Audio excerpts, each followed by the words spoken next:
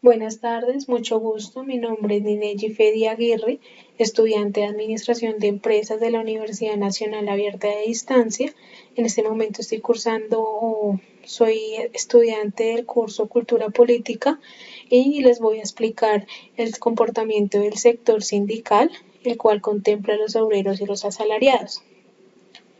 El sector sindical es importante, pues tiene una participación de un 42% en las tendencias de la protesta social. Las huelgas provenientes del sector sindical y su rol dentro de la economía aportan el peso suficiente para ejercer una gran influencia sobre la geopolítica local. Además, el sector sindical involucra a diferentes clases sociales, pues ese sector está conformado no solo por el movimiento obrero, sino también por empleados y profesionales asalariados que se organizaban sindicalmente. La relación con la participación política y la democracia en Colombia, de acuerdo a lo planteado por el autor Archila en 1995, existe una correlación directamente proporcional entre las reglas del juego democrático y la posibilidad de ejercer la protesta. Se evidencia que cuanto mayor represión democrática aparecen más huelgas. Por ejemplo, la pérdida paulatina de las libertades democráticas dio como resultado la censura de periódicos populares que describían conflictos sociales, el uso de la violencia física como medio de represión y expresión ante las tensiones sociales, y se evidenció la radicalización popular, descrita como un viraje de las masas a la izquierda. La relación de la participación política y la democracia en Colombia.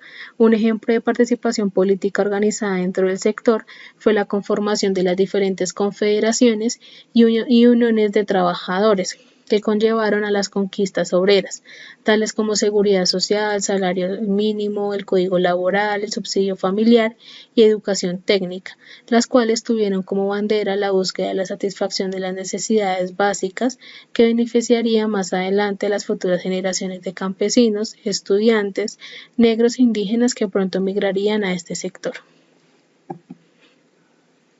El comportamiento del sector sindical entre 1946 y 1959 fue la base para la construcción del derecho del trabajo, pues en este periodo se presentó una ardua violencia y la lucha constante por ambas partes. De las primeras bases es importante resaltar que en 1950 se estableció el primer Código Sustantivo del Trabajo, lo cual paradójicamente incrementó el nacimiento de organizaciones sindicales como la Unión de Trabajadores de Colombia, que tenían derecho legal para atacar la Confederación de Trabajadores de Colombia. Durante este periodo, las reacciones del Estado fueron altamente influenciadas por el contexto exterior, por las ideologías comunistas, capitalistas e incluso las religiosas.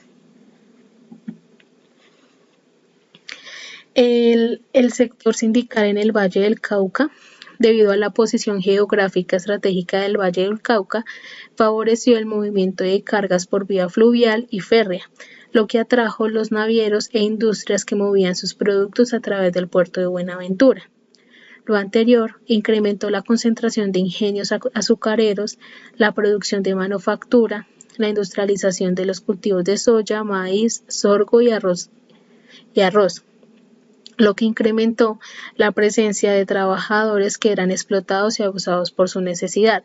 La mayoría de las personas eran campesinos desplazados por terratenientes y también los afroamericanos resultantes de la abolición de la esclavitud. El contexto histórico en el que se desencadena la temática del sector sindical.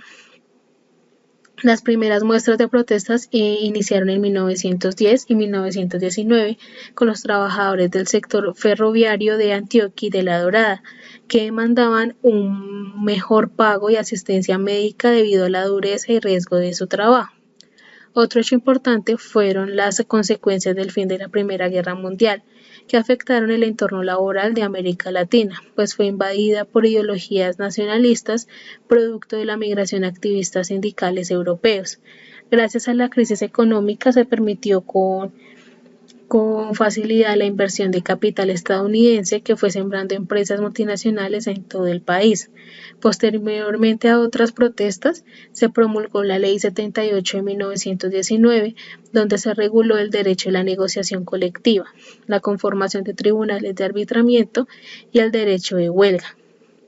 No obstante, el 4 de octubre de 1920 se dictó la Ley 21 de 1929 que agregó excepciones sobre la conciliación y arbitraje entre los conflictos colectivos del trabajo referente a las huelgas. Y finalmente, un hecho crucial fue la masacre de las bananeras en 1928, donde los trabajadores de la United Fruit Company llevaron a cabo manifestaciones que tuvieron como resultado la muerte de un número incierto de huelguistas entre trabajadores y jornaleros, campesinos de plantaciones bananeras que formaron parte de la huelga por el monopolio impuesto por la multinacional.